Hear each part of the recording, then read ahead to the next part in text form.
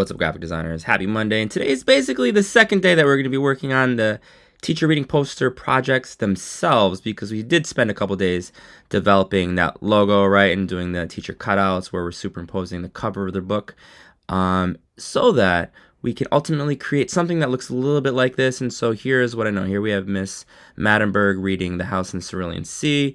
And then we've got a revised version that looks a little bit better, that applies some contrast and color inversion techniques. So expectations, just again, you're going to be building on top of this template, right? So here's a template, and I know that I just popped on this cutout that Angel created on Friday. Shout out to Angel.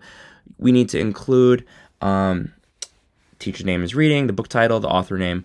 Critically, ladies and gentlemen, we need to do color inversion. So what exactly does that look like? Sadiq did a really great job last year. So he has like salmon on blue, blue on salmon, or whatever, maybe teal, or whatever color we want to call this. What I also know is that when we take a look at the template, right, it says that we need to include the blurb with background. We want to create contrast. And if you create a new layer, use the rectangle tool and apply the paint bucket to add some color, you're going to drop the opacity, create a little bit of color if you need to. That's to your discretion. What else do I know? It goes without saying, I feel like, but if your logo doesn't look ideal in the lower left-hand corner, you can shift it around in a place that works for you. So for example, Samantha last year put her logo in the lower right-hand corner. She created some contrast for the blurb, and she also added some elements of blending mode. So this is lessons in chemistry. She's got what looks like some hydrogen molecules, some beakers, some fun chemistry like logos. Desaturated, applied a blending mode, as did Sadiq.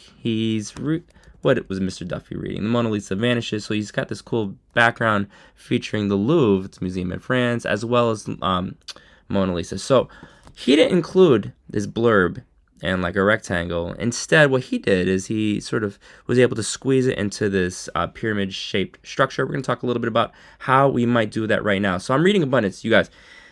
It's Sunday evening. I spent maybe 45 minutes reading it today, and it was so good. I didn't play any Call of Duty, and it was worth it because I'm really loving Abundance that much.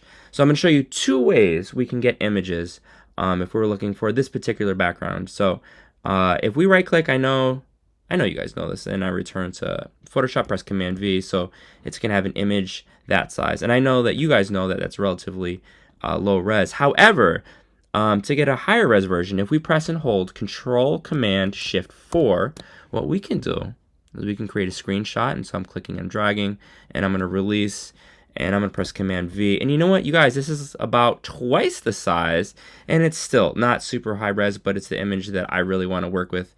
And so that's what we're going to roll with right now.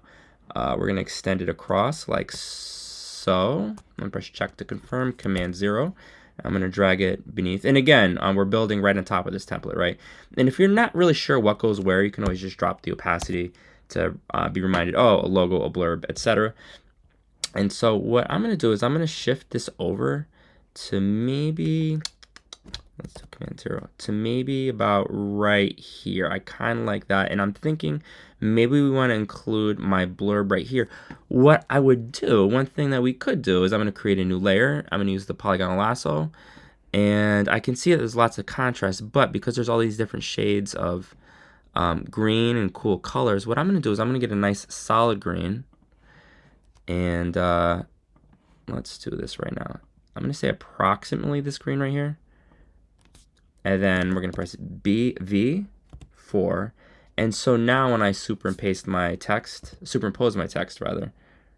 I think it'll look a little bit better. And we can always experiment with later on. And we can even adjust blending modes.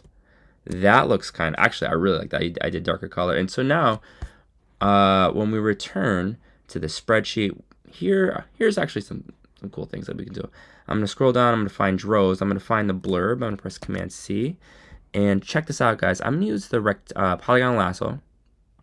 And again, I just copied and pasted that text. And this is kind of new. We're going to see what happens. I'm going to right click. And what we're going to do is we're going to make this a work path. So it looks like about 6 items down. And we'll have the tolerance as 2 pixels. And I'm going to left click, and I'm going to click inside this work path right here. and I'm gonna press Command V, press Command A because we don't want the text white. I'm sorry, green. We want it white. Whoa, ladies and gentlemen, that looks awesome. And so what I'm gonna do is I'm gonna click 23.04 at the top, and I'm gonna roll the mouse wheel. And you guys, that looks so freaking cool. I'm gonna use the move tool, and I'm not mad about this at all. I'm actually gonna shift myself over just a tad, and I think that uses the space really, really well. I can't help but recall that we need to include at least one detail with a blending mode, and I'm loving this book. I'm only about 80 pages in or so right now, but I definitely recognize that it deals with finance among so many other image ideas. But you know what I'm gonna do? I'm gonna get, you know what? It doesn't even matter. This was not what I was originally thinking, but we're gonna roll with it for the time being. I'm gonna copy image. I'm gonna return here, Command V, Command T. Well, this is really small, so clearly we want to get a higher res image. I'm gonna press Command J.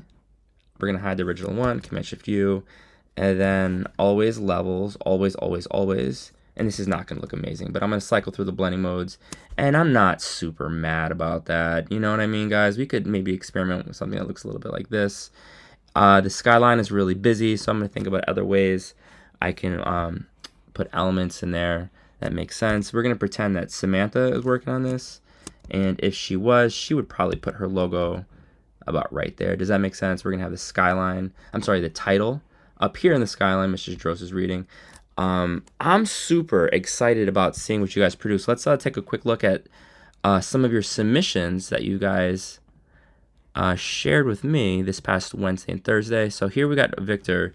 So I love how he's got white on blue, blue on white, lots of space for blending modes. I'm not loving your logo, not because you're using an emoji, but because it's gray. I'd like it to pop a little bit more, but I like how you're able to get your text in there with a lot of it's very much easy to read. Shout out to John. Here's the thing, I love the color scheme, right? We've got red on tan, tan on red. However, this text right here is a little tricky to read. We're going to think about where we can include blending modes, and we're going to make Mr. T featured a little bit more prominently, as we are with Rokalisa. So we don't want to see her pants. We want to see her face. We want her featured a little bit more prominently. I'm going to talk to Jidong about this today in class. You guys are going to see a far better version of this tomorrow, and he's just going to tweak it slightly. So if he's going to do black on red, he's going to then do red on black. And I feel like this is such a pretty landscape. You don't want to conceal it with the title right there. You're going to hop on dafont.com. You're going to find a new font. I'm not loving this one, but thank you so much. Lola has the same font, 4 different layers. You're going to think about what else would be cool. And we're going to take a little bit of inspiration from Lola because this is a great learning opportunity. I can't help but notice that the measure is spelled MEAS. So there's an opportunity to tweak that. The background is interesting. I think there's lots of room for improvement. Lola's definitely on her way to doing some amazing things. Here's the thing, Darren. So I told Darren that black on purple is not ideal. It's really challenging to read. And shout out to Darren for making the revision.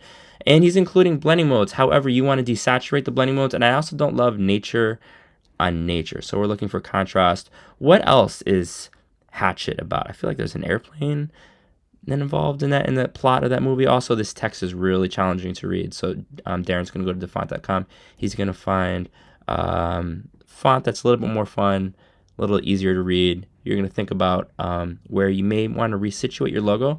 But Darren, great start. Ladies and gentlemen, cannot wait to see what you guys produce today. Good luck.